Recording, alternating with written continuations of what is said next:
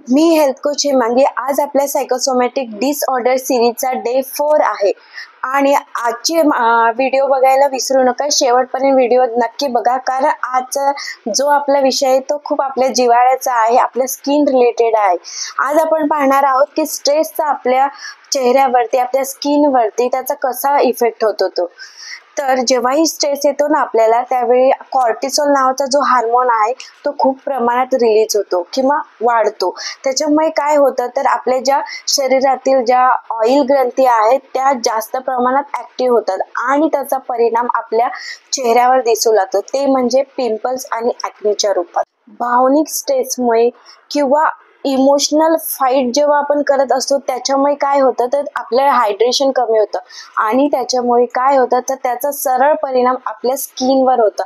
आपली स्किन बऱ्याच वेळेला आपल्याला जेव्हा टेन्शन येतं त्यावेळी ती ना रफ जाणवते किंवा डेड जाणवते किंवा ड्राय होते. हे सगळे परिणाम स्ट्रेसमुळे होतात. झोप अपुरी होणे किंवा झोप पूर्ण न होते, सतत विचार करत राहणे, ह्याच्यामुळे आपल्या डोळ्याखाली काळी वर्तुळे किंवा सूज आल्यासारखी जाणवते. बऱ्याच वेळा आपण पाहतो की काही वेळा असं होतं की एज दिसत नाहीये, म्हणजे एज नाहीये काही माणसांचं, किंवा काही अशा व्यक्ती पण आपण पाहिलेले असतात की समोर त्यांचं एज खूप कमी आहे पण त्या चेहऱ्यावरून खूप वयाने जास्त वाटतात किंवा लवकर त्यांचं वृद्धत्व आलेलं असतं किंवा सुरकुत्या पडताय. ह्या सगळ्याचं कारण आहे की स्ट्रेसमुळे काय होतं, तर कोलॅजनचं जे निर्माण आहे ते कमी होतं आणि त्याचा परिणाम आपल्या सरळ चेहऱ्यावर आणि स्किनवर पडतो. सुरकुत्या जाणवतात आणि वृद्धत्वपणाची जी लक्षणं आहेत ते दिसू लागतात.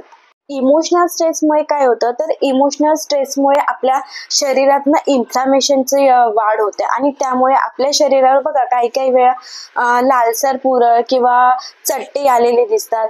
हे सगळं स्ट्रेसमुळे पण होऊ शकतं. तसंच एक्झिमा किंवा सोयरासिस सारखी आपल्याला लक्षणे दिसून येतात. हे सगळ्या जी लक्षणं आहेत हे सगळे टेन्शनची लक्षणं आहेत, म्हणजे खूप जास्त वेळ तणावात राहिल्याने, स्ट्रेस घेतल्यामुळे हे लक्षणे दिसू लागतात. आणि सगळ्यात महत्त्वाचं घटक म्हणजे विषय म्हणजे केस गळणे. बऱ्याच जणांना म्हणजे ऑलमोस्ट 90% लोकांना एक कंप्लेंट असते की माझे केस गळत आहे, मला टक्कल पडल्यासारखं झालं. हे का होतं, तर हे स्ट्रेसमुळे होतं. सततच्या तणावामुळे टेलोजन एम्फ्लुवियम नावाचा आजार होतो आणि त्याच्यात काय होतं, तर केस आपले खूप जास्त गळतात आणि केस विरळ होतात आणि टक्कल पडण्याची लक्षणे दिसू लागतात. स्ट्रेसमुळे किंवा इमोशनल टेन्शनमुळे जर त्वचा तुमची खराब झालेली असेल तर त्याच्यासाठी तुम्ही 10 ते 15 मिनिटं मेडिटेशन, योगा करू शकता आणि त्याच्यासोबत तुम्ही बॅलन्स आहार घ्या, म्हणजे सकस आहार घ्या. त्याच्यात पालेभाज्या ॲड करा, फ्रूट्स ॲड करा आणि आणि आणि खूप महत्त्वाचं म्हणजे हायड्रेशन मेंटेन करायचंय. 3 ते 4 लिटर पाणी रोजचं प्यायचंय, जेणेकरून त्वचेला, स्किनला आपल्या एक ग्लोपणा येईल त्याच्यासाठी. तसेच हलका व्यायाम करा. तुम्हाला म्हणजे तुम्ही बिझी असाल किंवा तुम्ही आपल्या मुलांमध्ये अडकलेले असाल, पण तुम्ही तुमच्यासाठी 5 मिनिटं जरूर काढा आणि त्याच्यात तुम्ही हलका व्यायाम म्हणजे स्ट्रेचिंग करणं, थोडं वॉकिंग करणं किंवा प्राणायाम करणे किंवा 3 ते 4 वेळा डीप ब्रीदिंग ह्यासारख्या छोट्या छोट्या गोष्टी करू शकता. त्याच्यामुळे तुमच्या स्किनचा टोन सुधारण्यास तुम्हाला खूप मदत होईल. तसेच पुरेशी झोप घेणं म्हणजे 7 ते 8 तासाची झोप म्हणजे प्रॉपर झोप घेतली तर त्याचा तुमच्या स्किनवर खूप छान रिझल्ट मिळेल, म्हणजे तुमची स्किन ही तजेलदार, त्याला ग्लो येण्यास खूप हेल्प होते.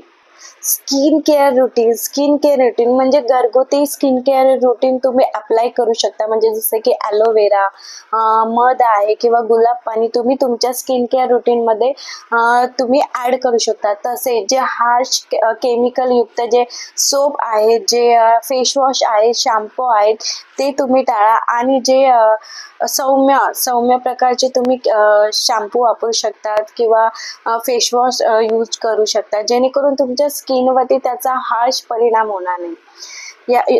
त्याच्यामुळे तुम्ही तुमच्या स्किनची योग्य ती काळजी घेऊ शकता. तुम्हाला ही माहिती जर युजफुल वाटली असेल तर लाईक करायला विसरू नका आणि आपण भेटूया पुढच्या भागात.